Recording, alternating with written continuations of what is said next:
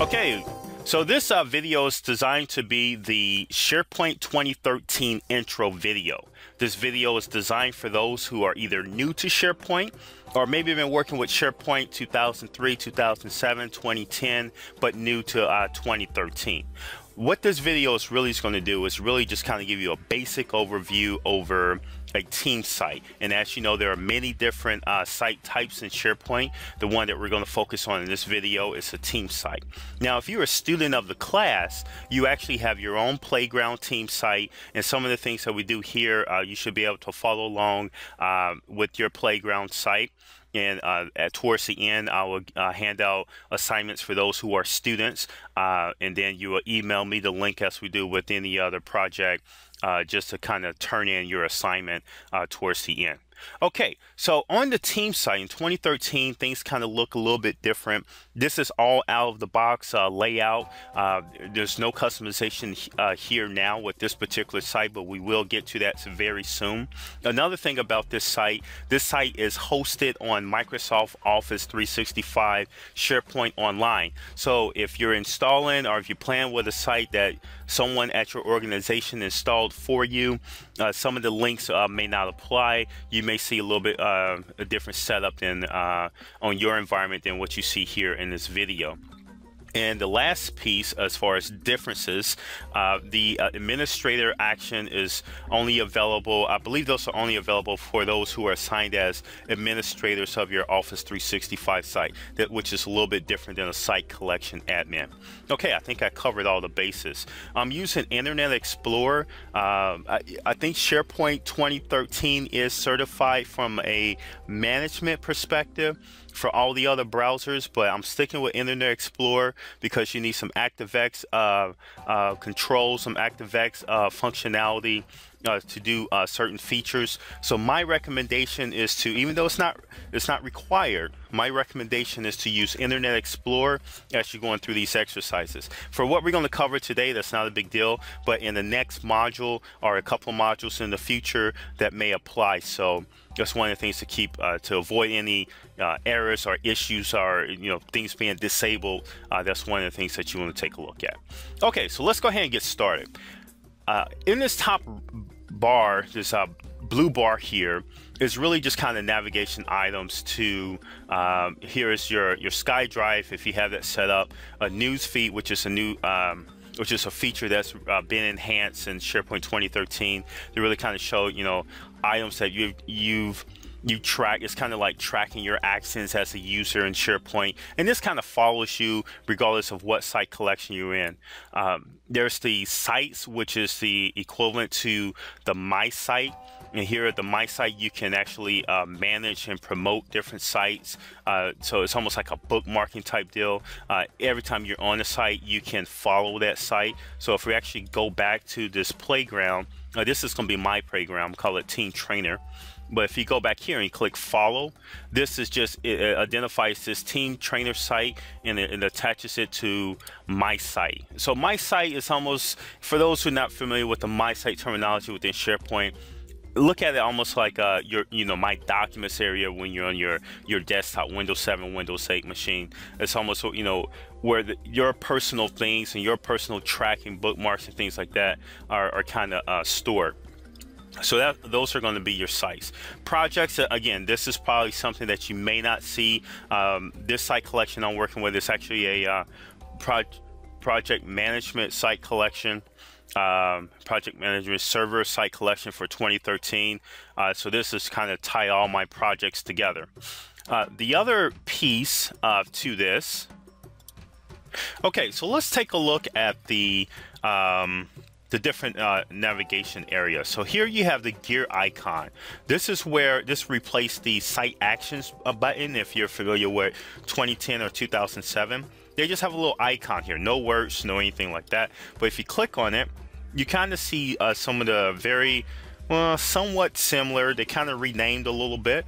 Here, the edit option to edit this page. If you drop it in web parts or changing properties, so on and so forth. If you're adding a page to your site, that option to add the page, and that dumps it right into the pages library. Add an app. This is what they're calling lists and libraries. anything that you would do in view all content, this is the equivalent to that, to add an app. Site contents is actually this is the replacement for view all content. This add an app just adds list libraries, different forms, images, libraries, so on and so forth, and also apps from the App Store. It gives you that option.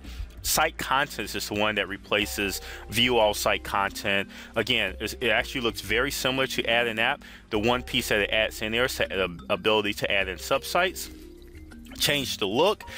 This is the one that actually toggles depending on which site type you're in. If you're in a publishing site, this one is the design manager, which allows you to upload a HTML file converted to a master page. Here, for change the look for team sites, all you can do is update themes and basic logos and things of that nature. This is actually something we're going to do towards the end of this video. Site settings, this is I think it's called the same in 2007. Site settings or view all site settings, the ability to edit different features and functionality of the site, activate features at the site collection level, the site level, term store, content types library, so on and so forth. Get it started is actually a nice help to allow you to get started here with SharePoint 2013. I encourage you to explore there. You can actually kind of learn a couple of things on your own if you don't want to follow this course guideline that's going to take you from general overview of SharePoint to really some detailed specific functionality as far as, you know, info path and so on and so forth. But if you want to go off on your own training, or the things that we cover, if you want more in depth or want to cover different areas of it, get started is a great place to start. And again, this is Office 365 preview settings. It's something that's unique only to my installation because I'm using the preview version of Project Server, and this just allows me to manage my Office 365 site. Now here on the left, one of the cool things that they added was the ability to add links right here in the navigation versus going into site settings, manage navigation, and then, you know, updating the left nav and then the top global navigation, so on and so forth. This actually becomes pretty handy. This is what they call a managed metadata or metadata navigation, where the navigation is actually stored in the term store, and it's really used to easily add links, and you can do sublinks and sub-level links, so on and so forth. I'm not sure if there is a depth to a limit on how deep you can have child links or grandchild links, so on and so forth. I think that limitation may be more so on your UI than it is on the system. This edit links at the top, again, allows you to add global navigation links that will appear at the top of each one of your sub sites or in this site collection. To get it started is out of the box piece. I actually started to play around with this. There is a way you can manage these and add your own get it started icons. I don't know if it's in hack, but I can show you that in the future video. Again, newsfeed, this is very similar to the functionality that you have on Facebook, where it actually just, you know, allows you to type in, you know, a simple message or a status or a post. You can actually have links to documents here in the news feed, and then anyone that's actually coming to the site will be able to see this. And I think it's a great way for the team, if this is a team site, if you can imagine yourself as part of a project team, everyone just kind of adding, you know, a quick message board or an update, a wall, if you will, just kind of different tidbits about the project or about your status. Again, this is going to be on the home page to anyone that comes and visit this team site, so, you know, use it as such. Documents here, this is nothing but a view, list view web part. In this case, it's an app of the document library web part, and it functions the exact same way as the view list web part. Once you select it, you will notice here in the ribbon that you have access to upload files or create a document if there's a template attached to it, and as well as libraries to go in here and configure your document library views and update views, modify views, and associate workflows, so on and so forth. So that's really kind of like the general basic of a 2013 team site, really out of the box. So what I want to do now, let's kind of dive into some of these sub menus here under the gear. So let's go into add an app. Again, one of the key, and this is a terminology change where, these were just looked at, lists, your custom list, your libraries, your task list, site mailbox is something that's new. All these guys that already existed, here they're considered apps. And I think from a technical standpoint, without getting too detailed with the technology behind it, these are going to be more so applications within SharePoint, very similar to an app that you would use to download to your phone, your smartphone. And now SharePoint is now extending its functionality, and instead of using Codeplex to add, web parts or site actions or any functionality to your SharePoint site, they want to encompass those as an app. And one of the things that Microsoft has done was rewrite all of their lists and libraries that usually may have been server-side coding to more client-side coding, which is the base programming model behind an app. So these are apps, but for all intents and purposes, that's neither here or there on how this thing is structured in the back end. But just be aware of the terminology change. Functionality is very similar. I think you will see a more rich experience because most of this coding is going to be client side, meaning that it's ran on your browser. Some of the messaging is instant. Some components are very slow, and we can cover those in later modules, especially when you're doing bulk uploading through the browser versus Windows Explorer. Things to get a little bit slower from the client side piece, but again, I think I'm speaking too much on that, but that's neither here or there. But just, apps is where you would go to create a custom list, a custom library, task, so on and so forth. You also have this link here on the left. I mentioned that, one of the new things with SharePoint 2013 is the ability to go to an app store and add functionality to your site. This is the SharePoint store. It has very different apps on here. It's actually pretty light initially. SharePoint 2013, as of this video, 3/14/2013, it's partially released in the Office 365 site. Not all of the SharePoint 2010 versions have been upgraded to SharePoint 2013. So this, it's still new. And things in this arena, I suspect will grow very fast as more and more developers start to develop SharePoint apps and throw their app components out here. Okay, so let's go ahead back to the training site. Another thing, before we actually drill too deep, one of the things I will recommend on your playground site, and this is really for the students, is to go ahead and bookmark that, because one of the things that I've noticed with me playing around with Office 365 and SharePoint 2013 for the past 4 months, one of the things that I've noticed was that it's very easy to get lost as far as losing track to where you are, because behind this is a whole slew of site collections. So one of the things I would recommend is just go ahead and bookmark this.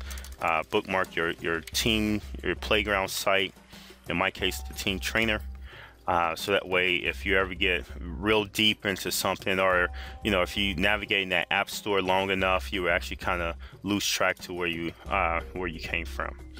Okay, so we kind of looked at the apps. Let's take a look at site contents.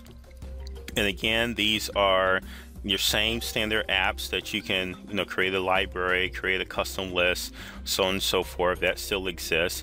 And then also what's new here versus the other add an app link is the ability to create a subsite. And now here you can go in here and create a subsite, different types. Again, this is the enterprise version of SharePoint Online, so you may or may not see all of these options. If you're using a publishing site template as your playground, you definitely won't see a lot of these options, because the only subsite you can create are publishing type subsites, so your options are going to be very limited. Okay, so let's get out of here. So there's your subsites. Let's take a look at site settings. Again, this is kind of like the administrator backdoor, because your playground site collection allows you full administrator rights. You will see a lot of things that, if you're using SharePoint in your organization and they have 2013, 9 times out of 10 you will never see the screen, because they will have it locked down depending on your level of access. But here you have the ability to manage all your permissions to your site. You can also manage permissions to a particular app. You have all your galleries when we get into the next module, to where you actually start creating document libraries and SharePoint lists. You would get into using columns and site content types, so on and so forth. The administrative piece, if you want to change your time zone for your site collection, you have all the options there to change your time zone. If you want to change the language, maybe you're practicing French or Chinese and you want to work in that environment, feel free. This is obviously not going to translate everything for you, just some of the major labels within SharePoint. So you have that option, and then you have the sort order depending on calendar type, your work week, which is coming into play for workflows and things of that nature, time format, so on and so forth. So that's all your regional change settings here. You got other libraries and lists and RSS feeds, just a host of options. The only piece I really want to focus on is really three areas I want to focus on. And this is really trying to explain the concept of a site collection and a site. Now, with the site collection, this is going to be, if you can imagine a tree view, and then you have the top level tree, this would be the site collection. The site collection is going to be the very top. It's usually when you go to your site, that's where your main homepage lives. And then as you create subsites, you create a site underneath that site collection. So really, as the name kind of alludes to, a site collection is the top level site that is the collection of all the subsites underneath it. So your playground for the students has been set up where you are starting at the top level site. You're the administrator of that top level site, and you have the ability to create subsites. That becomes important when you look at your site collection administrative features. All of these features here controls everything that the top level site will be configured to do, as well as propagate it down to the sub-level subsites. So this is kind of like the main breaker switch, if you would, for your site collection. Now, if you're looking at the site collection features, I'm not going to go into each and every one of these. I actually don't know what each and every one of these do and how they have effect on you, but I'm sure as we go through setting up info path forms and setting up workflow, we will be in here turning some of these guys on, making sure they're activated. But these are the default settings. Everything that you see here in blue is what's activated by default. And as we kind of go through the other modules, we will be in here making sure that these features are activated. And that's at the site collection level. So if I click back on the browser, you have another set of breaker boxes, and this is going to be at the site level. And this is where, at that top level site, things get kind of blurred, because that top level site acts as a site collection as well as a site. And you can have managed features for this particular site. As you create subsites, you will see this same list of features that you can activate at the subsite level. Say, for example, if you're creating a document management subsite, there are certain features for the document management feature to kick on that needs to be activated. And you would do this here at the site level versus the site collection level. Okay? I think I confused you enough with that, but just kind of stick with it, and we'll cover this more and more. And I think this will become even more apparent as we create subsites. Okay, now let's go into some exercises here. Now, if you're the student, this is actually an activity that you want to partake in, and then once this is completed, you want to send me a URL to your site showing that the look and feel has been updated. So the first thing we want to do is go into the title and description. So the team trainer, this is the name of the site, and you can kind of see this throughout. The one thing that this will do, this will update the title for the site and all the other pages that reference the site title, but it will not change the URL to the site. That's one of the things to be aware of. and actually sometimes you don't want it to change the URL to your site because you may have other people bookmarking your site, and if you change the title and if that also changed the URL, then all those bookmarks will be broken. So it's actually a good thing that it only changes the title on the site. Okay, so what I want to change this to, let's just call this DeShon's Playground. All right, and you can put apostrophes in there and all this other good stuff.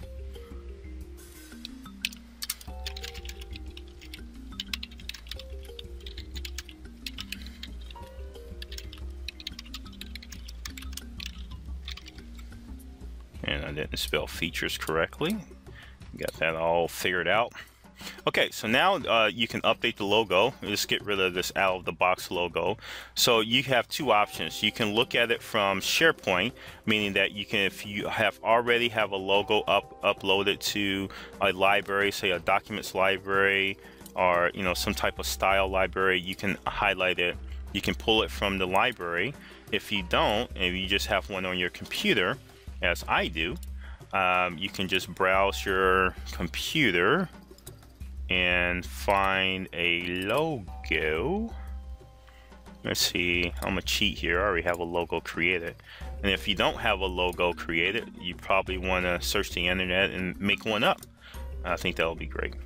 All right, so this description text, this is the text when sometimes you have this logo and you see that team trainer, that's the site title. You can put a description on there and say this is SoftNet Innovations training site. Let's say team site for 2013. Okay, very simple, nothing earth-shattering there. Okay, so I got my title updated and all this other good stuff. All right, so now let's go into quick launch. Quick launch controls the left navigation here. This is what they consider the quick launch, and you can create subheadings and so on and so forth. So what I'm gonna do, I'm gonna create a subheading. What's the address? I'm gonna just call it site favorites. Oh, it's gonna force me to put in a URL, which is fine. Let me go ahead and fix this up. And click OK. All right, so it's a new heading. And you can modify the order if you want things to be in a particular order. Like if I want all my documents right under home, a notebook, let's put that last, and site contents should be there. Yeah, that looks good. And obviously as I click OK, all this gets updated and the refresh is very minimum. Again, this is actually one of the powers of client-side programming versus server-side programming. I think most of the interaction between your browser and the SharePoint server that's sitting in the back end becomes more real-time and instantaneous without long page refreshes, so on and so forth. Okay, so now let's go back to site settings. We did the quick launch, and then we have the top link bar, which controls this piece here. And again, this is just a second option on how to control these links. As I mentioned before, you can easily click edit links and modify the top link here. So let's actually try that. So here it's telling me I can drag and drop a link. I'm not going to trust that. Let's go ahead and click add link. What I want to name it, I want to link to Yahoo, because I always have to be in contact with what's going on there at Yahoo, making sure we can still work from home. And we want all these other companies getting bright ideas. Okay, so you have the Yahoo link here, and then if I click refresh, and it pops up here in my sub navigation. Again, just showing how all this stuff is interconnected. And as SharePoint, if you're used to SharePoint, you understand and know that there are a million ways to do one thing, and that's just another example of that. And then you have the tree view, and now let's go into change the look. Changing the look, This is very similar to what you had in previous versions of SharePoint. Allows you to select the theme and then kind of select a color scheme to kind of match that theme. So let's go here with the breeze. Okay, and now you have a background image for the breeze. You can choose a color palette. The first one is going to be your background color, so if you want things a little bit darker, that would be that. The second one is going to be your link coloring, and then the third one is just going to be your general colors that may be used in several different ways. So let's go ahead with this sea green, or this, I guess they call it the teal. And here's another thing that's new. Actually, this one doesn't have it. I thought these were using some of the web fonts, and I'm sure they're not using the Google web fonts, you know, Microsoft being Microsoft, and that whole feud between Google. But here you can just update this, and if you want to change the background, so you have two options. You can remove it all together, and then your background color becomes, you know, versus opaque or with the opposite color, it's going to be solid. But if you want to change that and add your own, you have the freedom of doing that. So let's go into the documents, or whatever you keep your files saved off. Then I go up here, and then there we go. There's the SP Classroom logo, and that'll be a nice background. So actually, I'm not a big fan of dark backgrounds. Let's just go with this one. Okay, a little bit, lighten it up a little bit. Okay, so first thing you do is you click try it out, and what this is going to do is show you a preview. And if everything looks fine and dandy, then in the big screen, you can go ahead and commit the changes and then have that saved off for you. Okay, yeah, it's got the fancy font there. Looks like we're playing, which is great for a playground. Logo, good. Yes, let's keep it. Okay, so we're all set. We are all set, my friend. Okay, so let's go back. So you can always click the logo to go back to your team site. All right, so everything is now got the wacky font going on. If you don't want this, and this is another guided way. As I mentioned before, if you hit the gear and you go to getting started, you get a bunch of help text and a lot of information that will help you through learning more about SharePoint. That's one way. And then these guides here, as far as getting started, are really designed to help guide you on different key elements of your team site, so you can actually go through there as well. Again, so what from the students, for one of the things I would like you to do is to update a logo. And if you don't have a logo, just go and do a quick Google search and find a simple logo, one that's light. And then I want you to add links to your header or global navigation. I also want you to add custom links to your left navigation, and then change the theme to your site. Now, when you send me the link to your site, you actually want to click on your logo and send me the home link to your team site, and then you'll get authorized for the next module. Okay, for everyone else, this has been a pleasure, and hopefully this is a high-level overview of SharePoint 2013. You found some value in here. And again, we're just scratching the surface with this, and the next module we'll dig a little bit deeper. Okay, take care and talk to you soon.